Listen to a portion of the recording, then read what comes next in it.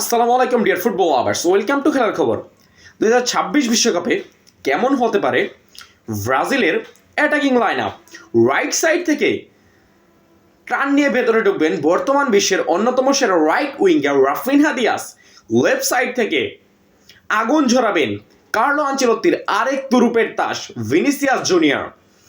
Number 10 রোলে creativity show করবেন none other one and only Neymar junior.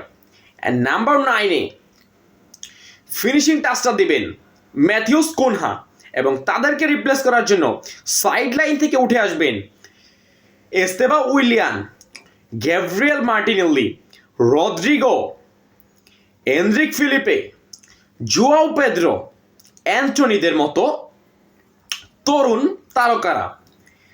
So বুঝতেই পারছেন প্রতিপক্ষ ডিফেন্স লাইন আপের জন্য কতটা থ্রেট ক্রিয়েট করতে পারে ব্রাজিলের এই অ্যাটাকিং লাইন আপ।